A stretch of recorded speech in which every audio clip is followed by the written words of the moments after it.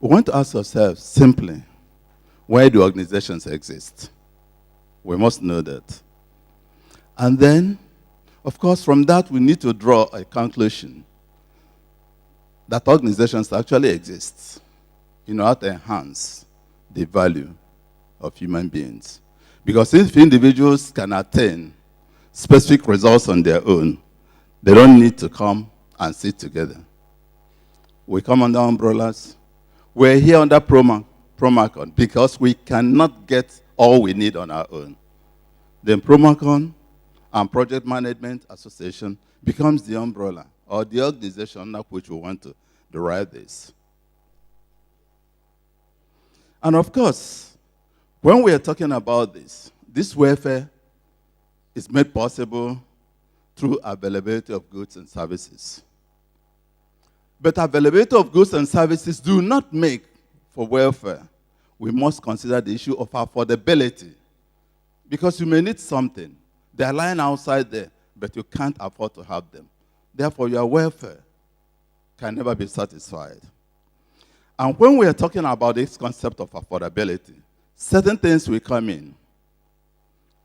What's the cost of production? Because you need to equate this production to a level where the output will be affordable to the general people. We're all aware that brand new cars nowadays in Nigeria cost in millions.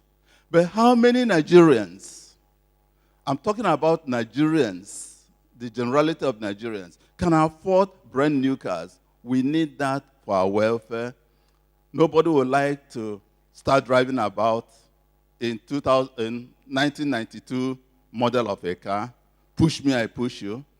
When you want to stop, you have to stop in a place the car can roll down.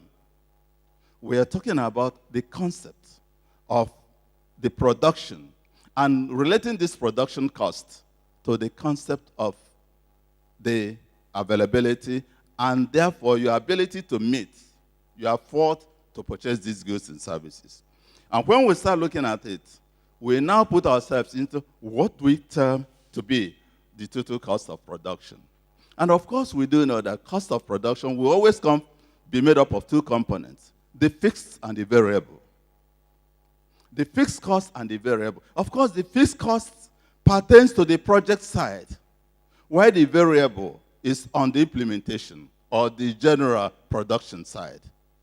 It is these total costs that will now give whoever is the producer the level to which it's going to charge, which will be the selling price. And when somebody can afford this selling price, he will be able to get the goods and services, which is why we are all struggling in life. And of course, the only way to make the production cheaper is to minimize the cost of production. And generally, one side becomes sticky, the fixed cost. Because once you have done it, you have done it. The variable costs can grow in tandem with the quantity produced. Therefore, if you want to minimize the cost, the best place to go and minimize costs is in the fixed cost. And that fixed cost relates to the project cost. And now you can see the relevance of project management. And we're now saying that when that happens, the only way you can reduce the cost of production is to empower the producers or those who are involved in the project with the necessary skills. Once you acquire the necessary skills, you will be able to perform the way it is expected, minimize the cost, and when you minimize the fixed cost, you are already minimizing the overall cost.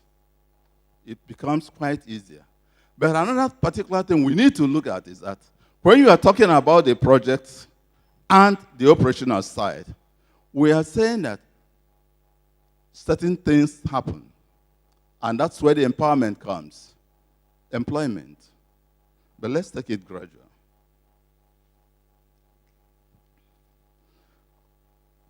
We are looking at human welfare. What's the major problem of man?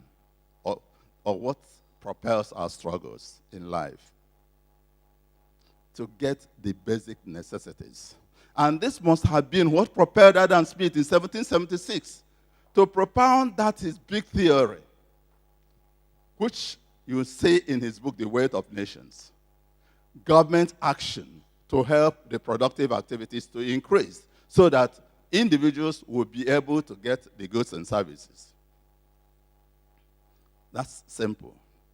Today, we actually know the national welfare components because we've been talking about nation.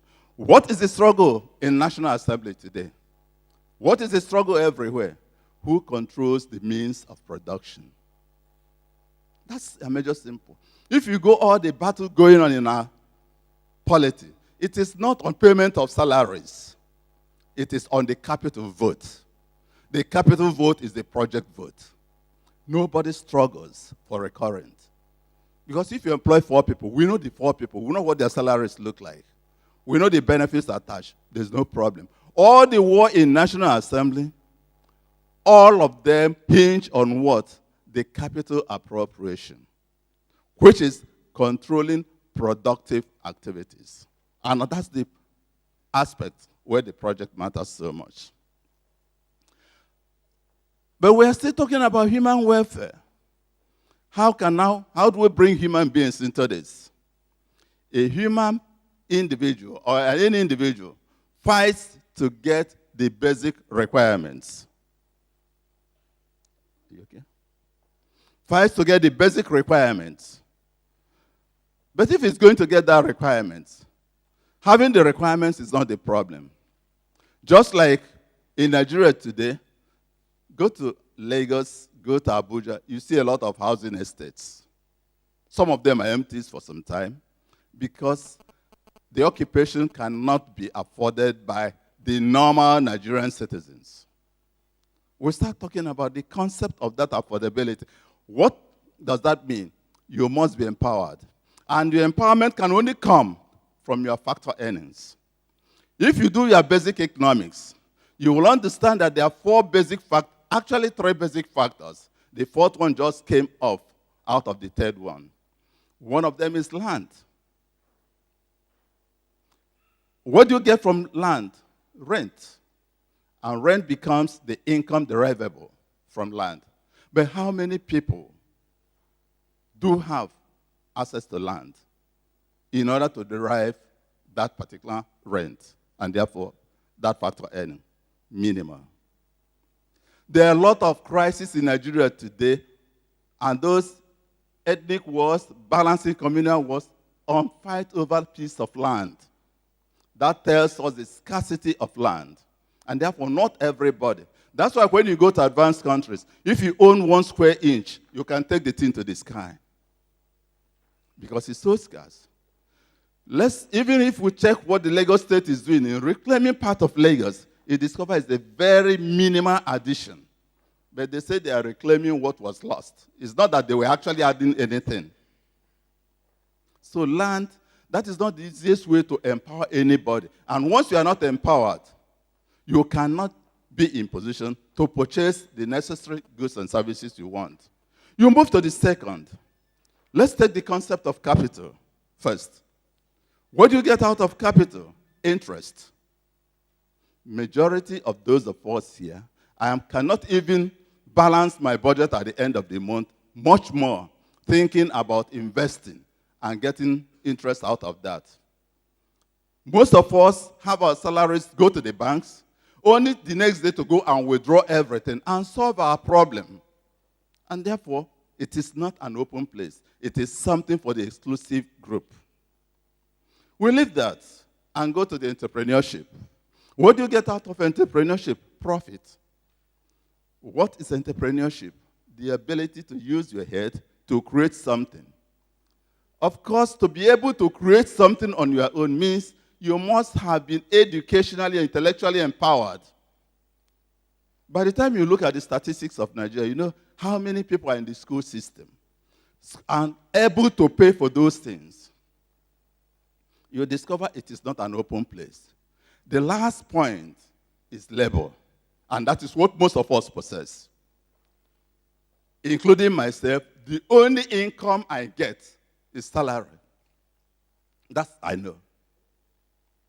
And therefore, the problem becomes, how do we convert this critical factor into empowering the people in order to them to get the necessary resources to buy the goods and services they need to live fruitful life?